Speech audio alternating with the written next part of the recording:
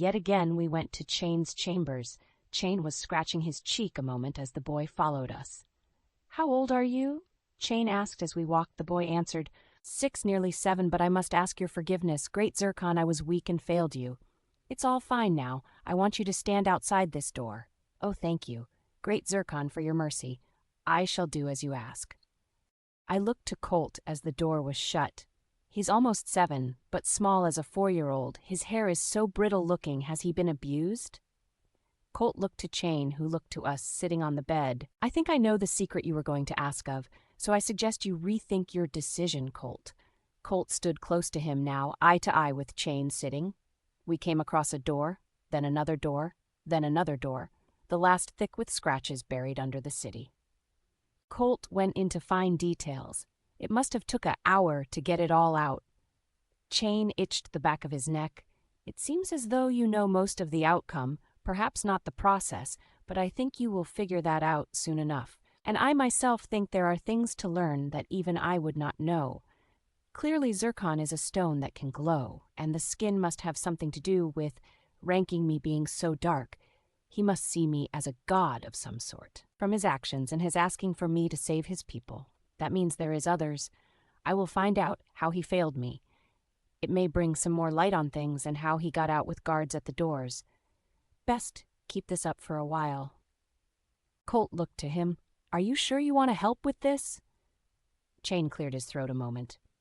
Well, to tell you the truth, at the moment, I don't have a choice if it is decided to leave them be. They will be their own territory, and I must treat them no different than any other area with a leader.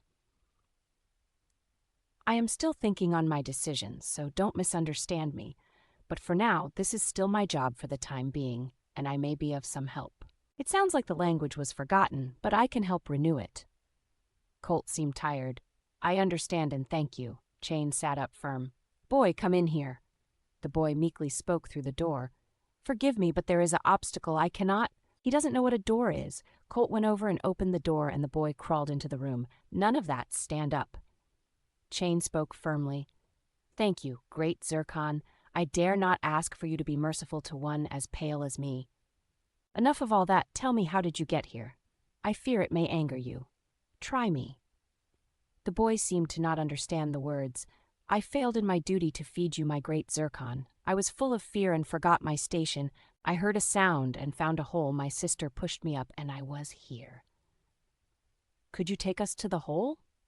I am sorry, I cannot remember the way it was so much glowing. Colt immediately opened the door, calling for a guard in a whisper, telling him to search about for a small hole around the site, and nearby, then closing it again. He looked to the boy. What's your name? The boy looked to Chain. Must I answer him? The boy flinched as Chain put his hand on the boy's shoulder, pointing with his other hand to Colt. You see that man and that woman? That is your lion, and she your unicorn. Them? Yes, them. I'm sorry, I didn't know. The boy turned back to Colt and I. If it pleases you, my name is Darrow, but everyone calls me Narrow. Colt looked to the boy. Will you eat now? The boy looked to Chain. I shall feed my zircon without fail. No, we want you to eat. I looked to Darrow, so thin as he looked to me with strong eyes. I shall do as I'm commanded. Chain still had some food left on his table from the food brought to him, fruits and cheeses mostly. Chain handed him some cheese. Take it. The boy took the chunk of cheese from Chain, looking to him oddly. Then taking a bite, making a face, he shook his head. This is too strong. Is this god food? I'd rather have the crystal powder. Colt looked to Chain. Sugar? I see, so you like sweets then? Sweets, what's that? We all looked to each other as Chain picked up a piece of watermelon. Here, try this. The boy marveled at it a moment. It's like a pink crystal. You can eat this? Give it a try. Narrow did as he was told. I like this one. Chain looked to Colt. Best do breads and mozzarella, chicken plain, broths till his stomach figures it all out? Colt nodded. I know just the person. He looked to me and I looked to him. Lavender. We both were smiling. She would have him fat and happy in no time. Chain looked to us. All right, boy. Listen, I want you to go with Vita here. She's going to take you to her sister Lavender. She will care for you. The boy seemed worried more so than he had been. But my great one, we have waited so long for you and my sister? Chain looked to him as Darrow went silent. Chain spoke. It will be all right. Tell me, is she in danger?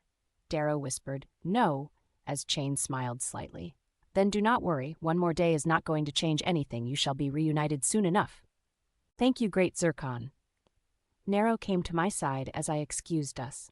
I was sure Colt and Chain had more to discuss.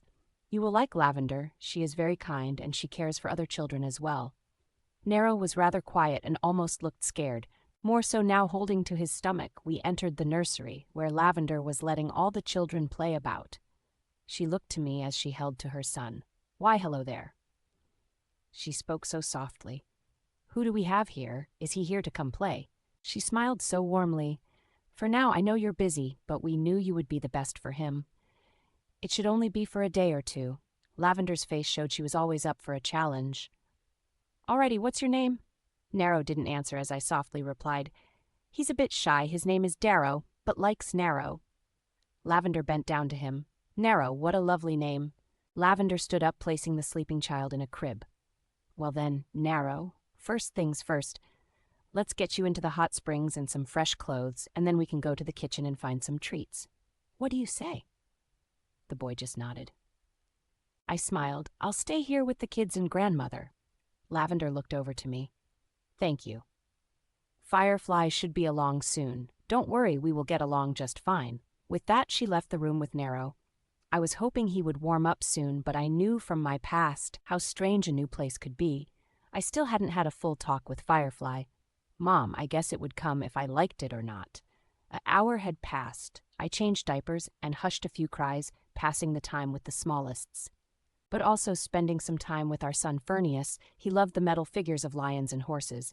Abera had made for the playroom. We sat on the floor playing with them as Firefly came into the room. Oh, Vita. Hi. I couldn't look to her as I managed hi. Fernius broke the awkward with a cheerful, Hi, Grandma. I said, still playing with my son and the animals, hoping to avoid a long conversation. But Firefly began to nurse her son, covering herself with a knitted green cloth. Softly, she began to talk without looking my direction. Vita, we were such good friends. I don't want that to change. I don't see you as a daughter. I see you as my friend. Can we just keep it at that, at least for now? I looked to her. She seemed embarrassed or worried. I couldn't quite tell. I'd like that, I whispered. Lovely. She gave a slight smile.